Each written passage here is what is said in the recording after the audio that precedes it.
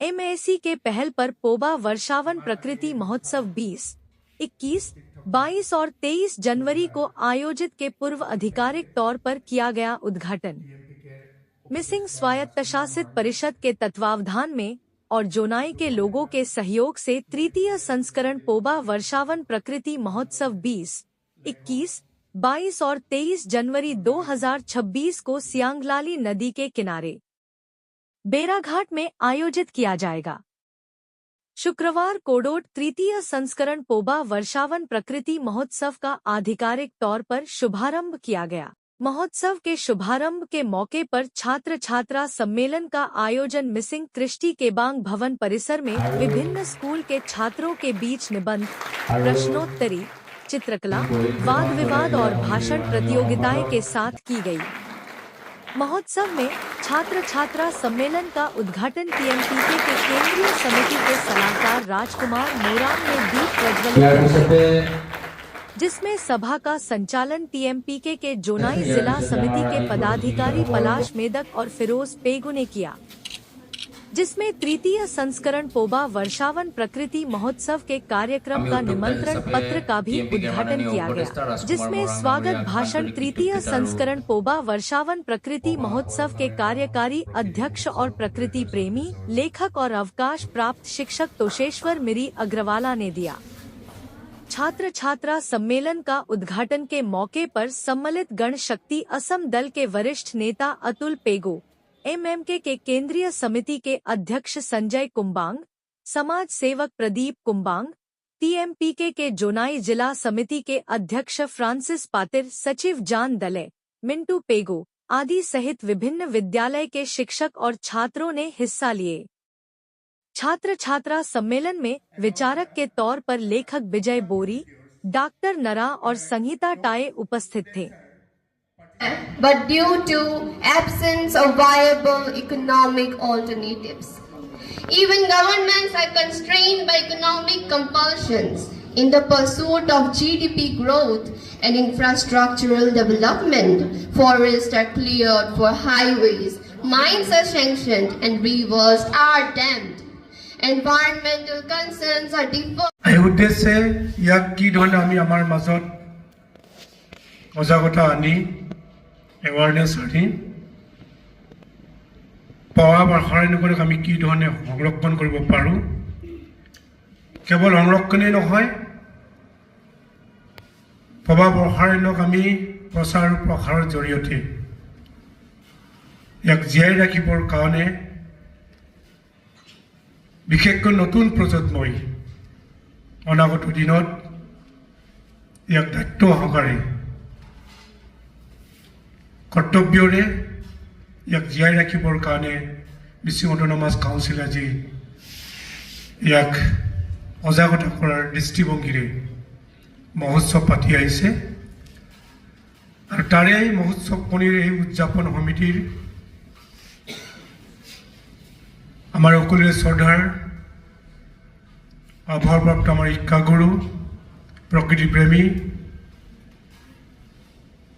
সদায় প্ৰকৃতিক লৈ, প্ৰবাক লৈ কবিতা লিখা, গল্প লিখা, তিনিআলি চাৰিআলিত ইয়াৰ সম্পৰ্কে মানুহক আলোচনা বিলোচনা কৰি ইয়াৰ গুৰুত্বতা এটা নিদৰ্শন দাগিদৰ এজন ব্যক্তি, যাক আমি সকলোৱে জানো।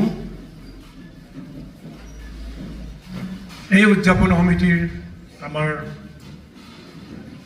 মাননীয় কাৰ্যকৰী সভাপতি টোকেশ্বৰ মিৰিয়া ছাৰ, মই তেখেতক প্ৰথমতে প্ৰণাম জনাইছোঁ।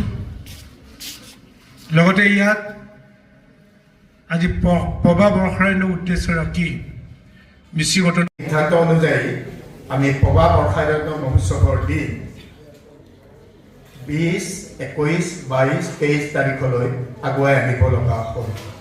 তাৰ কাৰণে আমি বাৰে বাৰে পোৱা বৰ্ষাৰণ্য প্ৰকৃতি মহোৎসৱৰ দিন সাল সলনি কৰি থকাৰ বাবে সমূহ জনাইবাসী ৰাইজৰ, সমূহ প্ৰকৃতিপ্ৰেমী ৰাইজৰ ওচৰত আমি উদযাপন সমিতিৰ তৰফৰ পৰা ক্ষমা বিচাৰিছোঁ।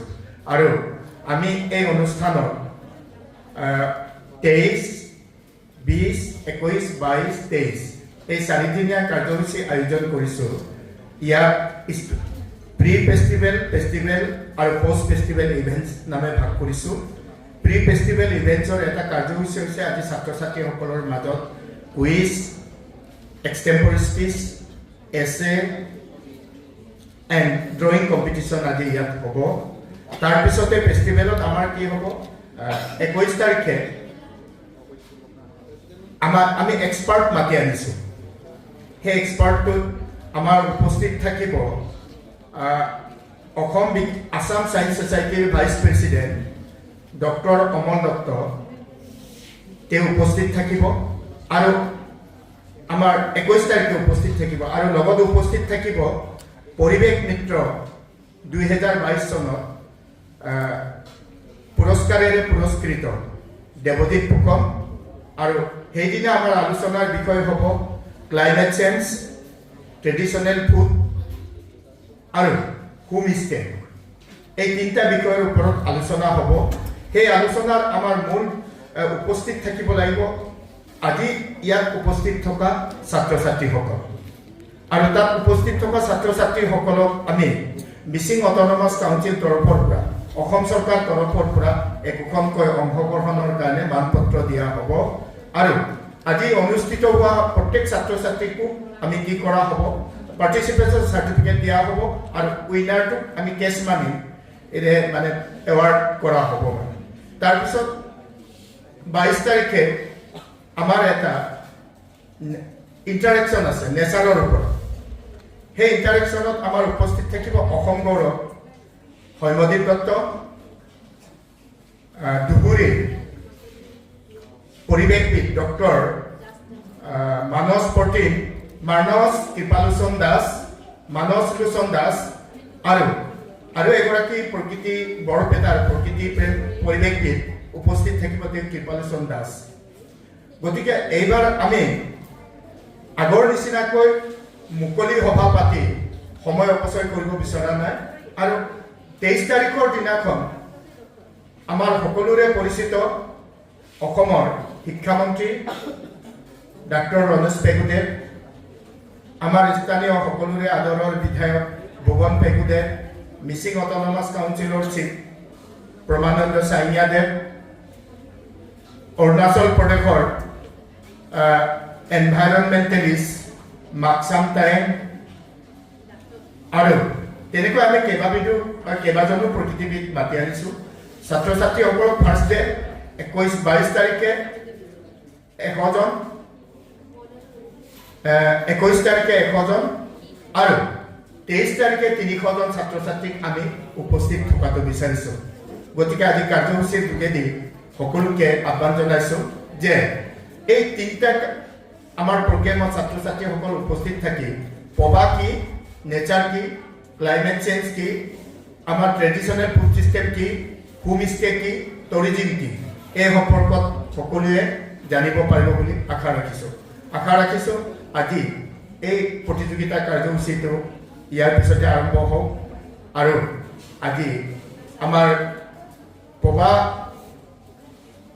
মহোৎসৱৰ উপলক্ষে যি কাৰ্যসূচী আমি প্ৰস্তুত কৰিছোঁ সেই গুহাৰিটোক উন্মোচন কৰিলোঁ বুলি ঘোষণা কৰিলোঁ। ধন্যবাদ। জনাইবাসী আৰু ধেমাজিবাসী ৰাইজক এই কথাটো অৱগত কৰিব বিচাৰিছোঁ যে 2026 চনৰ জানুৱাৰী মাহৰ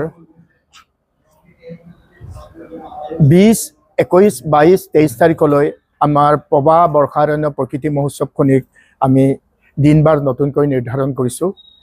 তাৰ কাৰণে আমি ৰাইজৰ ওচৰত ক্ষমা প্ৰাৰ্থী। পূৰ্বতে আমি নিৰ্ধাৰণ কৰিছিলোঁ 22, 23, 24, 25 তাৰিখ, কিন্তু বিশেষ কাৰণবশতঃ আমি আগুৱাই নিব লগা হ'ল। সেই উপলক্ষে আজি আমি মিচিং কৃষ্টি ভৱনত, মুৰ্কং চেলেগস্থ মিচিং কৃষ্টি ভৱনত আমাৰ গুহাৰি উন্মোচন কৰা হৈছে। এই গুহাৰিত আমি 20 তাৰিখে আমি 20, 21, 22 বিভিন্ন কাৰ্যসূচী হাতত লৈছোঁ। আৰু তাত এই আমাৰ ফেষ্টিভেলত আমি প্ৰি ফেষ্টিভেল আৰু ফেষ্টিভেল ইভেণ্টছ হিচাপে দুটা ভাগ কৰিছোঁ। প্ৰি ফেষ্টিভেল ইভেণ্টছত আজি ইয়াত আমাৰ ছাত্ৰ সংসদ অনুষ্ঠিত হৈছে আৰু এই ছাত্ৰ সংসদত আমাৰ এছে কম্পিটিশ্যন, ডিবেটিং, কুইজ, এক্সটেম্পৰী স্পীচ চলি আছে আৰু আমি 21 তাৰিখৰ পৰা আমাৰ প্ৰকৃতি সম্পৰ্কীয় ভাৱ বিনিময় অনুষ্ঠান অনুষ্ঠিত হ'ব। 21 তাৰিখে আমাৰ অংশগ্ৰহণ কৰিব অসম বিজ্ঞান সমিতিৰ উপসভাপতি ডক্টৰ অমল দত্ত আৰু পৰিৱেশ মিত্ৰ 2022 চনৰ দেৱজিৎ ফুকন। বিষয় জলবায়ু পৰিৱৰ্তন, হোমষ্টে, পৰ্যটন আৰু থলুৱা খাদ্য সাজপাৰ। তাৰপিছতে 22 তাৰিখে অনুষ্ঠিত হ'ব আমাৰ পৰ্যটন, থলুৱা খাদ্য আৰু থলুৱা বস্ত্ৰৰ ওপৰত আৰু জৈৱ বৈচিত্ৰতা সংৰক্ষণৰ ওপৰত আমাৰ প্ৰকৃতি বিষয়ক ভাৱ বিনিময় অনুষ্ঠান অনুষ্ঠিত হ'ব। তাত অংশগ্ৰহণ কৰিব অসম গৌৰৱ সৌম্যদীপ দত্তদেৱ, মানস লোচন দাস, ডক্টৰ মানস লোচন দাস আৰু লেখক পৰিৱেশবিদ কৃপাল লোচন দাস। তাৰপিছতে আমাৰ 23 তাৰিখে আমাৰ জাংগুল ট্ৰেকিং হ'ব। জাংগুল ট্ৰেকিঙত আমাৰ নেচাৰ্ছ বেকন আৰু জনাই নতুনকৈ প্ৰতিষ্ঠা লাভ কৰা বেচৰকাৰী প্ৰকৃতিকেন্দ্ৰিক সংস্থা ইক'উৎসৱ প্ৰবাহ, তেওঁলোকৰ নেতৃত্বত ৰাতিপুৱা 7:30 বজাৰ পৰা জাংগুল ট্ৰেকিং আমাৰ আৰম্ভ হ'ব। তাৰপিছতে আমাৰ বিভিন্ন জনগোষ্ঠীৰ নৃত্য, গীত, মাত অনুষ্ঠিত হ'ব। তাৰ কিছু সময়ৰ পিছতে আমাৰ ভাৱ বিনিময় অনুষ্ঠান অনুষ্ঠিত হ'ব। আমি এইবাৰ মুকলি সভা বুলি তেনেকৈ ৰখা নাই। ভাৱ বিনিময় অনুষ্ঠানত আমি অসমৰ শিক্ষামন্ত্ৰী, আমাৰ মিচিং অট'নমাছ কাউন্সিলৰ মুখ্য সচিব, কাৰ্যবাহী সদস্য প্ৰমানন্দ চাইঙিয়াদেৱ, আমাৰ জোনাই বিধানসভাৰ বিধায়ক ভুৱন পেগুদেৱ, অৰুণাচল প্ৰদেশৰ প্ৰকৃতিবিদ, তেনেকৈ স্থানীয় বিশিষ্ট নাগৰিকসকলক মাতি পবা বনাঞ্চল সংৰক্ষণত জনসাধাৰণৰ ভূমিকা সম্পৰ্কে, জনসাধাৰণৰ অংশগ্ৰহণ সম্পৰ্কে আমি ভাৱ বিনিময় অনুষ্ঠান এটা ৰাখিবলৈ প্ৰয়াস কৰিছোঁ। গতিকে সকলোকে অৱগত কৰিছোঁ, আমাৰ 20, 21, 22 তাৰিখে পবা মহোৎসৱ, পবা বৰ্ষাৰণ্য প্ৰকৃতি মহোৎসৱৰ দিন নতুনকৈ ধাৰ্য কৰিছোঁ। ধন্যবাদ। আমি পবা বৰ্ষাৰণ্য প্ৰকৃতি মহোৎসৱৰ দিন সাল সলনি কৰিবলৈ বাধ্যত পৰিছোঁ যে আমাৰ মিচিং জাতিৰ সবাতোতকৈ বৃহৎ যুৱ মহোৎসৱ নতুন চামক কেন্দ্ৰ কৰি পেলাই যুৱ মহোৎসৱ কাৰেণ্ট চাপৰি চিলাপথাৰত আয়োজন কৰা হৈছে। সেই অনুষ্ঠানটি আমাৰ আমি সমান্তৰালভাৱে আমাৰ প্ৰকৃতি মহোৎসৱ, পবা মহোৎসৱৰ লগত সমান্তৰালভাৱে ক'ৰবাত পৰিছিলে, সেইকাৰণে আমি দুয়োপক্ষই আলোচনা কৰি পেলাই দিনটো সাল সলনি কৰিব লগা হৈছে।